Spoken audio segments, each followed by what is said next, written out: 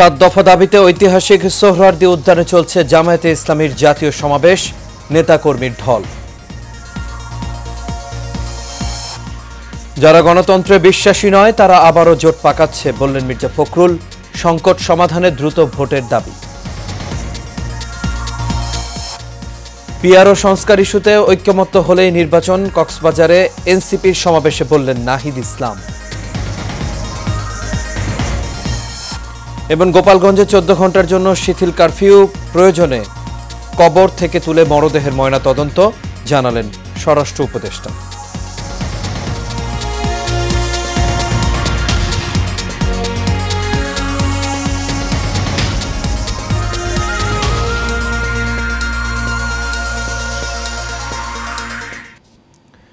সবাইকে স্বাগত এশিয়া নিউজে। দর্শক, পুরো সংবাদ জুড়ে আপনাদের সঙ্গে আছি আমি আনোয়ার রাজ। এতক্ষণ শুনছিলেন বিআরবি কেবল ইন্ডাস্ট্রিজ লিমিটেড সংবাদ শিরোনাম। এবার চলে যাচ্ছে পুরো খবরে। পিআরও সংস্কার ইস্যুতে ঐক্যমত হলেই নির্বাচন বলে জানালেন এনসিপির আহ্বায়ক নাহিদ ইসলাম। দুপুরে জুলাই পদযাত্রা কর্মসূচির অংশ হিসেবে কক্সবাজারে পদযাত্রা ও পথসভায় এই কথা বলেন তিনি। এর আগে সকালেই কক্সবাজারে পৌঁছেছেন এনসিপির কেন্দ্রীয় নেতারা। বিভিন্ন স্থান থেকে মিছিল নিয়ে সমাবেশ স্থলে আসতে শুরু করেন স্থানীয় নেতাকর্মীরা। কক্সবাজারে কেন্দ্রীয় বাস টার্মিনাল থেকে পদযাত্রা শুরু করে পাবলিক লাইব্রেরির শহীদ দৌলত মাঠে পৌঁছে পথসভায় যোগ দেন সবাই। এরপর কেন্দ্রীয় নেতারা ফেরার পথে চকরিয়া ঈদগাহ ও রামুতে জনগণের সাথে কুশল বিনিময় এবং লিফলেট বিতরণ করেন। এদিকে এনসিপির পদযাত্রা ও পথসভা ঘিরে কক্সবাজারে জোরদার করা হয়েছে নিরাপত্তা ব্যবস্থা।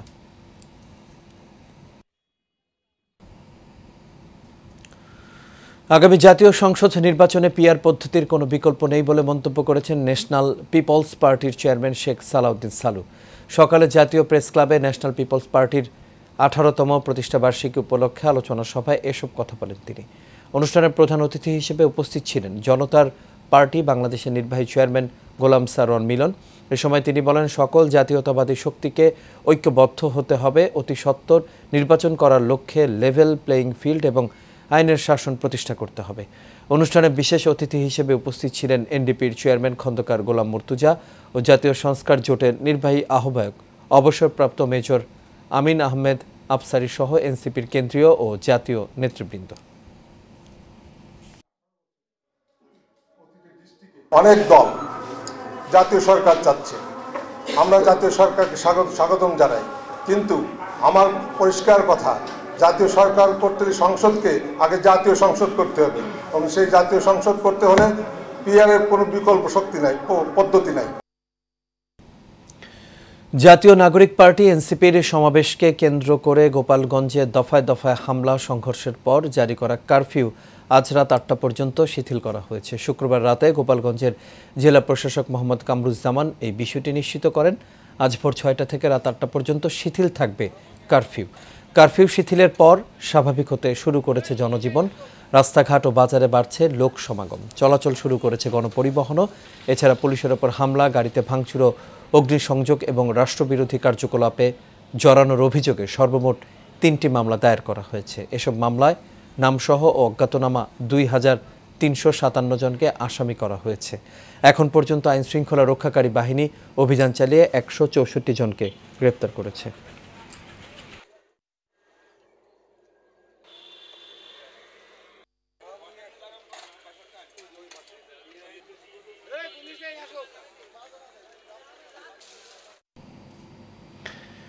নির্বাচন নিয়ে কোনো অনিশ্চয়তা নেই বলে জানিয়েছেন অন্তর্বর্তী সরকারের প্রধান উপদেষ্টার প্রেস সচিব শফিকুল আলম। আজ কুমিল্লা বিশ্ববিদ্যালয়ে আয়োজিত এক অনুষ্ঠানে অংশগ্রহণ শেষে সাংবাদিকদের সাথে মতবিনিময়কালে এই কথা জানান তিনি। প্রেস সচিব বলেন, প্রধান উপদেষ্টা যে সময়ে বলেছেন সেই সময়ে নির্বাচন হবে। নির্বাচনের জন্য যে পরিবেশ সেটা ঠিক করা হবে এবং সবার জন্য একটি লেভেল প্লেয়িং ফিল্ড থাকবে। অতীতের যে কোনো নির্বাচনের তুলনায় ভালো নির্বাচন হবে এবার। পিআর পদ্ধতিতে সংসদ নির্বাচন বিষয়ে প্রেস সচিব জানান, বিষয়টি নিয়ে সকল রাজনৈতিক দল ও কমিশনগুলো আলোচনা করছে।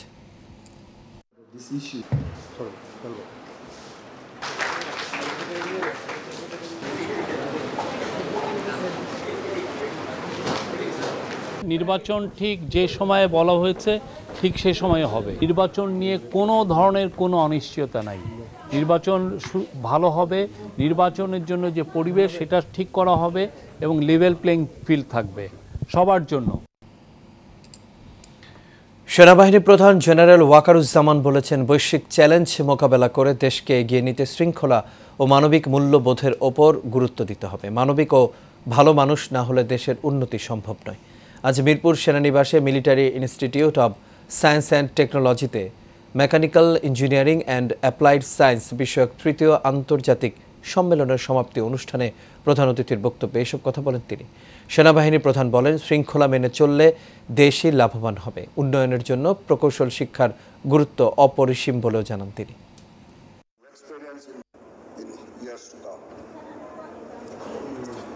To the delegates, researchers and contributors, your presence here has added immense value to this event. Your dedication to advancing knowledge and willingness to engage in constructive dialogue are deeply appreciated. I hope your experience in MRC has been intellectually enriching and enjoyable. দর্শক, সংবাদের শুরুতে শিরোনামে যেমনটি বলছিলাম, যারা গণতন্ত্র বিশ্বাস করে না, যারা জনগণের ক্ষমতায় বিশ্বাস করে না, তারা আবারও ক্ষমতায় ফিরে পাওয়ার জন্য জোট পাকাচ্ছে বলে মন্তব্য করেছেন বিএনপির মহাসচিব মির্জা ফখরুল ইসলাম আলমগীর। সকালে গণতন্ত্র মঞ্চ আয়োজিত এক অনুষ্ঠানে এসব কথা বলেন তিনি। জানান, সরকার জুলাই সনদ সংস্কার এবং নির্বাচন দিতে যতই দেরি করবে ততই অপশক্তি সুযোগ পাবে। সোহাগ মিয়ার ক্যামেরায় কাউসার আহমেদের রিপোর্ট। জুলাই আগস্ট গণ অভ্যুত্থানের বর্ষপূর্তিতে গণ অভ্যুত্থানের প্রত্যাশা ও দেশের গণতান্ত্রিক উত্তরণের পথ শীর্ষক আলোচনা সভা অনুষ্ঠানে বক্তব্য রাখেন বিভিন্ন রাজনৈতিক দলের নেতারা। এই গণ অভ্যুত্থানের পরে আমরা যে গণতন্ত্র, আমরা যে মানবিক চর্চার কথা দেখেছি, শুনেছি বা ভেবেছি, সেই মানবিক চর্চার কথা ভুলে যাচ্ছেন। কারা ভুলে যাচ্ছেন? আমি দেখছি যারা বেশি পেয়েছেন তারা ভুলে যাচ্ছেন। সেগুলো ডাক পার্শ্বিন্য করে বাংলাদেশ নতুন কাঠামোতে, নতুন গণতান্ত্রিক পদ্ধতিতে বাংলাদেশ পরিচালিত হবে, এমন বৈপ্লবিক প্রত্যাশা থেকেই 24-এর অভ্যুত্থানে বাংলাদেশিরা অংশগ্রহণ করেছিলেন। পতিত ফ্যাসিস্টরা অর্থাৎ বিদেশি দোসররা পুরো প্রক্রিয়াকে তারা নানাভাবে ক্ষতিগ্রস্ত করতে পারে। নানান লক্ষণ আমরা দেখছি। মিটফোর্ডে যেভাবে একটা হত্যা করা হয়েছে এবং যেভাবে তার ভিডিও ফুটেজ, ন্যারেটিভ হাজির হয়েছে, পরিষ্কারভাবে ষড়যন্ত্র চলছে। একটা আনন্দ ভালোবাসা যে অভ্যুত্থানের পরে তাদেরকে দায়িত্ব দিয়েছিল 11 মাসে, যদি আপনি বলেন যে 10-এর মধ্যে তাদেরকে কত দিবেন, আমি 4-5 দেবো তাদেরকে। 4-5 দিলেও কষ্ট হয়। অনুষ্ঠানে প্রধান অতিথি হিসেবে উপস্থিত ছিলেন বিএনপি মহাসচিব মির্জা ফখরুল ইসলাম আলমগীর। এ সময় তিনি বলেন, ফ্যাসিস্টরা নানানভাবে ষড়যন্ত্র করে ক্ষমতায় আসার চেষ্টা করছে। যত দিন যাচ্ছে ততই যারা গণতন্ত্রে বিশ্বাস করে না, যারা জনগণের অগ্রযাত্রায় বিশ্বাস করে না, যারা একটা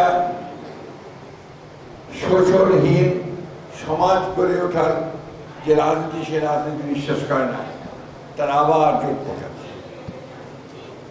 আমার কাছে মনে হয়েছে যে ফ্যাসিস্ট শক্তি, যাকে আমরা বিচারিত করতে সক্ষম হচ্ছিলাম, তারা ভেতরে ভেতরে আবার সংগঠিত হচ্ছে এবং ক্ষমতা ফিরে পাওয়ার চক্রান্তে লিপ্ত হয়েছে। মির্জা ফখরুল বলেন, রাজনৈতিক দলগুলোর দায়িত্বহীনতার কারণে নতুন বাংলাদেশ গড়ার সুযোগ হাতছাড়া হতে পারে। প্রতিবার একটা করে উত্থান হবে, জনগণ প্রাণ দেবে, আমাদের ছেলেরা প্রাণ দেবে এবং একটা সুযোগ তৈরি হবে। আর আমরা আমাদের দায়িত্বহীনতার কারণে আমরা সেই সুযোগ হারাবো, এটা হতে দেওয়া উচিত নয়। আমি এই সরকারের প্রতি আহ্বান জানাতে চাই যে আপনারা দয়া করে, বহুবার বলেছি, আবারও বলছি, যে কাল বিলম্ব না করে যত দেরি করছেন ততই কিন্তু পরিস্থিতি আরো গড়ে হচ্ছে।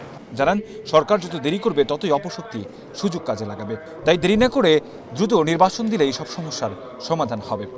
সরকারকে আহ্বান করব, অযথা বিলম্ব সৃষ্টি না করে সমস্যাগুলোকে চিহ্নিত করে রাজনৈতিক দলগুলোর সঙ্গে কথা বলুন, কথা বলে সেই সমস্যা শেষ করে নির্বাচনের দিকে এগিয়ে যান। কাউসার আহমেদ, এশিয়ান টেলিভিশন, ঢাকা। নন্দিত কথা সাহিত্যিক হুমায়ুন আহমেদের 13তম মৃত্যুবার্ষিকী আজ। 2012 সালের এই দিনে যুক্তরাষ্ট্রে চিকিৎসাধীন অবস্থায় মৃত্যুবরণ করেন তিনি। মৃত্যুবার্ষিকী উপলক্ষে আজ নুহাশপল্লীতে নানা আয়োজন করা হয়েছে। গতকাল রাতেই দুই ছেলে নিনিত ও নিশাদকে সাথে নিয়ে নুহাশপল্লীতে আসেন স্ত্রী মেহের আফরোজ শাওন। সকাল থেকে দেশের বিভিন্ন প্রান্ত থেকে নুহাশপল্লীতে আসতে শুরু করেন লেখকের ভক্তরা। পাশাপাশি বিভিন্ন লেখক ও কবিদেরও আসতে দেখা গেছে। লেখকের জন্মস্থান সহ সারা দেশেই চলছে হুমায়ুন ভক্তদের নানা অনুষ্ঠান।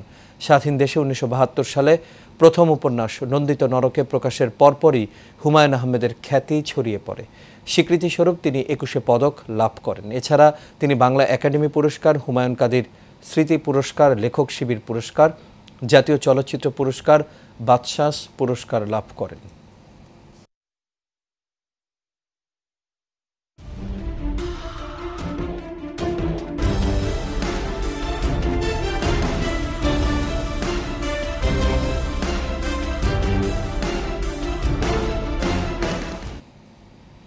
এবার সারা বাংলার খবর।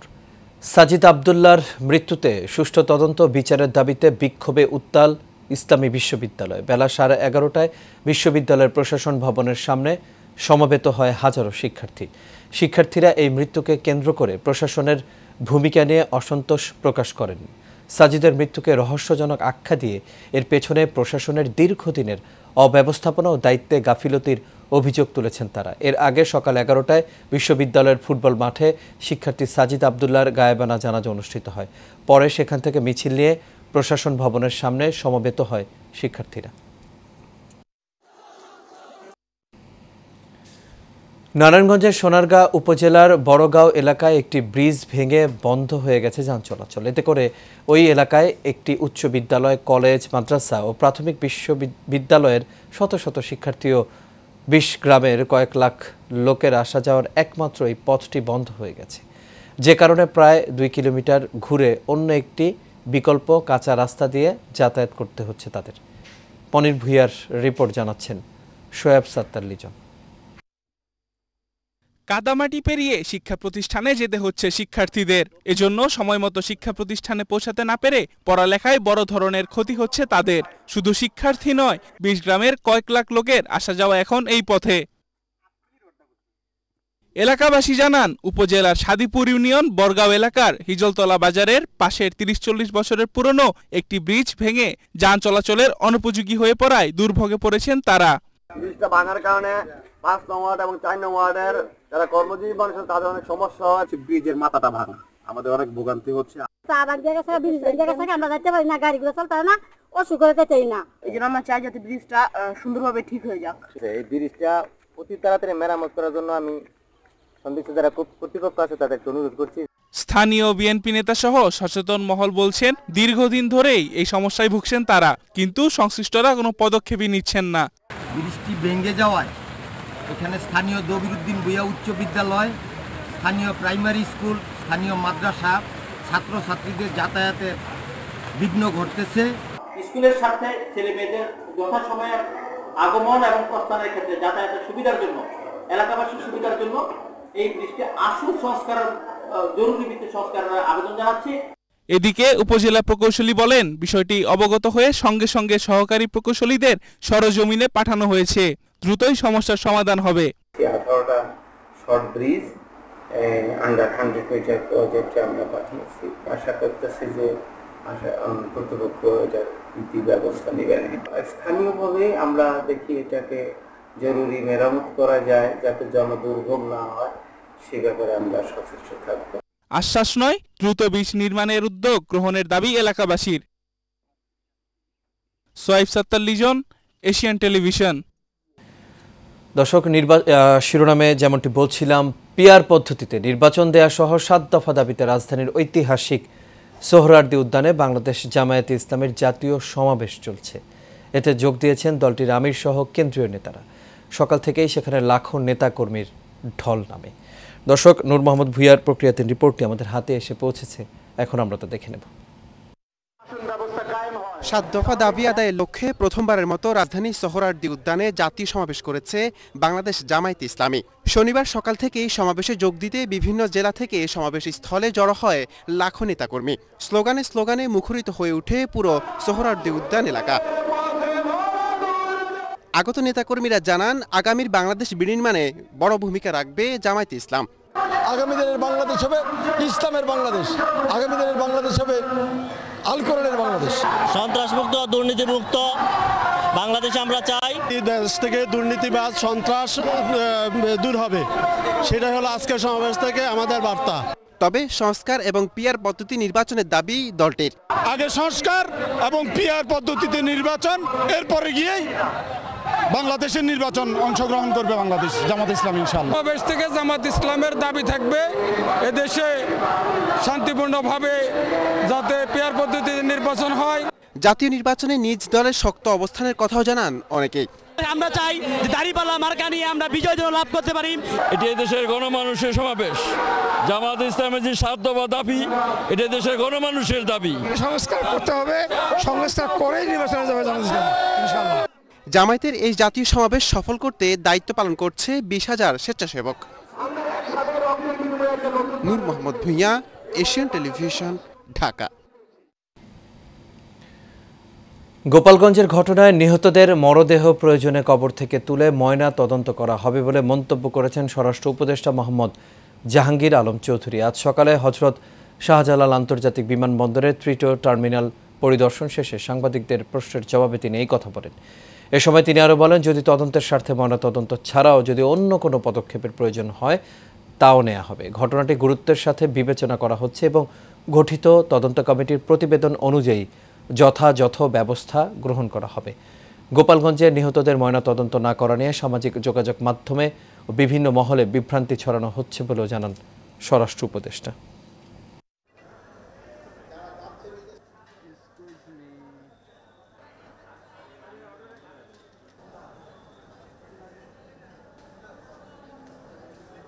কয়েকটা দেখছেন যে ডেড বডি তারা নিজেরই চলে গেছে, তো ময়না তদন্ত কিভাবে হবে? ওইগুলি যদি দরকার হয় আবার ময়না তদন্ত হবে। ডেড বডি তো ইচ্ছের থেকে যদি প্রয়োজন হলে উত্তোলন করে তো ময়না তদন্ত করা যায়। ঢাকার বসুন্ধরায় রহমান এজে ট্রেড সেন্টারে চায়নার বিখ্যাত কোল্ড টি ও আইসক্রিম ব্র্যান্ড রুঞ্চার দ্বিতীয় শাখার উদ্বোধন করা হয়েছে।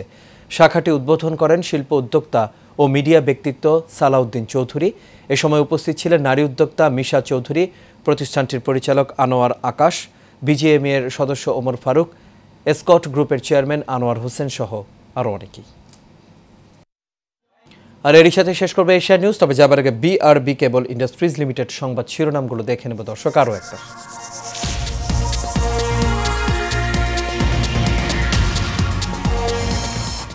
7 দফা দাবিতে ঐতিহাসিক সোহরাওয়ার্দী উদ্যানে চলছে জামায়াতে ইসলামীর জাতীয় সমাবেশ, নেতাকর্মীদের ঢল।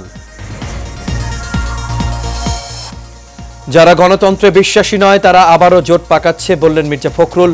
সংকট সমাধানে দ্রুত ভোটের দাবি। পিআর ও সংস্কার ইস্যুতে ঐক্যমত্য হলে নির্বাচন, কক্সবাজারে এনসিপির সমাবেশে বললেন নাহিদ ইসলাম। এবং গোপালগঞ্জে 14 ঘন্টার জন্য শিথিল কারফিউ, প্রয়োজনে কবর থেকে তুলে মরদেহের ময়না তদন্ত, জানালেন স্বরাষ্ট্র উপদেষ্টা।